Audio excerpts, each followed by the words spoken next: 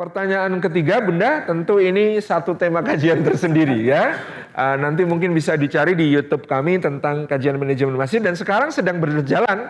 Saya datang dengan rombongan dari Jogja, salah satunya adalah Ustadz Haji Muhammad Fani Rahman, yang dulu ketika beliau adalah Ketua Umum Takmir Masjid Jogokarian, saya Wakil Ketua Umum Takmir. Sekarang ketika beliau sudah jadi Dewan Pembina Majelis Dewan Syuro Masjid Jogokarian, saya masih tetap Wakil Ketua Umum Takmir gitu ya. Nah, ini adalah apa namanya?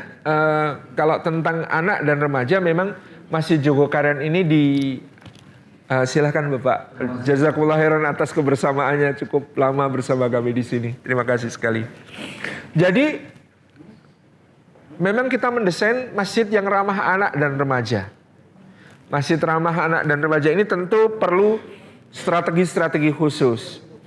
Contohnya ramah anak yang pertama, kan biasanya ada konflik ya. Orang tua yang merasa terganggu dengan kehadiran anak di dalam sholat berjamaah di masjid. Di sisi lain ada orang tua yang ingin mengajak anak untuk ke masjid, membiasakan mereka dengan suasana sholat berjamaah dan senang pada masjid. Di Jogokarian kami mengambil jalan tengah, Ustadz. Kami silahkan Pak Dandim dan Pak Kapolres. Terima kasih, jazakumullah khairan. Terima kasih Pak Kapolres. Barakallahu fikum. Jadi jalan tengahnya adalah kami menyiapkan serambi khusus untuk anak-anak dan orang tua yang membawa anak-anak. Jadi kalau kita bawa anak ke masjid, ya jangan bergabung di soft di ruang utama masjid, karena nanti akan tadi dianggap mengganggu. Tapi dia bergabung dengan serambi khusus yang memang dikhususkan untuk anak-anak, di mana di situ ada pengawas-pengawas dari remaja masjid, dan untuk orang tua yang bawa anak-anak juga langsung sholat di situ, bergabungnya dengan soft anak-anak yang ada di serambi khusus. Ini untuk menjadi jalan tengah supaya masing-masing bisa merasa nyaman untuk hadir ke masjid. Anak-anak juga nyaman, orang tua juga tidak merasa terganggu. Kemudian di masjid memang disediakan ruang bermain anak-anak juga. Kalau anak-anak itu mau main di masjid, ya, ruang belajar juga demikian, fasilitas untuk mereka untuk mengerjakan PR, mengerjakan tugas, ya, ada printer di situ, ada komputer di situ, ada laptop di situ, ada berbagai fasilitas yang memungkinkan mereka untuk bisa mengerjakan tugas-tugas sekolah itu di masjid, di ruang yang kami namai sanggar aula, tentu terpisah dari bangunan utama masjid, tapi masih dalam lingkungan masjid, sehingga mereka bisa diajak sholat ketika waktu sholat tiba. Meskipun mereka di situ main, tapi kalau sholat bisa diajak sholat. Itu target minimalnya. Kemudian mereka difasilitasi, kalau mereka mau main di masjid, berkegiatan di masjid, belajar di masjid, maka masjid menyediakan untuk mereka, sebenarnya kita sediakan memang terbuka untuk umum ya, dispenser aman, mau bikin kopi ada, mau bikin teh ada, mau bikin pop mie ada, mau bikin mie instan ada, mau masak apa, dapur terbuka.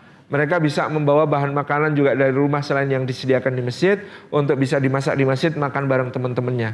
Dan bahkan dari situ ya, dari kegiatan di remaja masjid itu ada yang sekarang jadi chef. Gara-gara dia senang masakin teman-temannya di masjid gitu ya. Karena terbiasa menjadi yang masakin teman-temannya di masjid. Jadi ini fasilitas terutama. Kemudian kita juga menyediakan fasilitas permainan itu cukup banyak. Ini memang agak unik dulu. Saya sendiri juga waktu pertama kali ke Jogokarian tahun 2000, saya ber-KTP Jogokarian dari 2004, tapi sejak 2000 sudah sering ke Jogokarian. Itu dulu kok, ini kok ada sansak untuk main bela diri gitu ya. Ada meja karambol, ada meja pingpong ya. Ada berbagai macam alat permainan yang disediakan di sekitar masjid. Bahkan ada lapangan bulu tangkis dan lain sebagainya. Ini memang untuk kemudian mengajak anak-anak ini untuk senantiasa mereka merasa di masjid itu mendapatkan fasilitas yang bisa mereka manfaatkan, mereka pergunakan sehingga mereka betah di masjid, minimal tadi untuk bisa tetap di masjid, untuk tetap bisa sholat di masjid. Itu konsep pertamanya adalah masjid ini ramah anak dan ramah remaja. Itu yang kita buat. Jadi dengan masjid yang ramah anak dan ramah remaja ini memang proses kaderisasi jamaah masjid itu berjalan.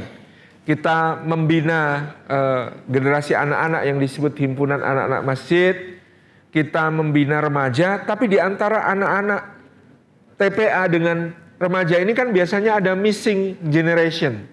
Missing generation itu biasanya usia SMP. Mau ikut anak-anak sudah merasa kegedean, mau ikut remaja masih merasa kekecilan. Nah itu kita bikinkan organisasi sendiri, kita berikan ruangan tersendiri untuk kegiatan mereka di masjid. Namanya pengurus Hamas, pengurus himpunan anak-anak masjid. Missing link kedua itu pasca remaja masjid, ketika mereka menikah atau bekerja, sudah nggak kuliah, ya itu missing link kedua, missing generation kedua. Karena mau ikut takmir sudah terlalu masih merasa terlalu junior, terlalu muda, tapi mau ikut remaja masjid sudah ketuaan. Nah, kita bikinkan organisasi namanya Keluarga Alumni Remaja Masjid dan Bapak-Bapak Muda, disingkat KURMA. Ya, dengan KURMA ini maka kemudian mereka diwadahi kegiatan. Yang ibu-ibu namanya UMIDA, Ukhuwah Umi-Umi Muda gitu ya. Jadi mereka bikin kegiatan dan sekarang justru menjadi tulang punggung dari kegiatan-kegiatan masjid ya. Yang ibu-ibu ini bikin pelatihan online shop, bikin pelatihan berbagai macam keterampilan dan kerajinan tangan, ya, bikin seminar pengelolaan keuangan keluarga dan lain sebagainya. Ini menjadi kegiatan-kegiatan yang sangat bermanfaat. Demikian pula yang bapak-bapak ini mewadahi hobi-hobi, goes bareng tapi nanti ada kajiannya gitu ya, mancing bareng tapi nanti ada tausiahnya dan lain sebagainya. Itu diselenggarakan diwadahi oleh hobi ini. Ada futsal, ada panahan, dan macam-macam itu bisa dilangsungkan menjadi wadah ini. Demikian gambaran sekilasnya, pokoknya bagaimana masjid itu khidmah kepada jamaahnya, itu yang menjadi poin utama insya Allah. Demikian ulama.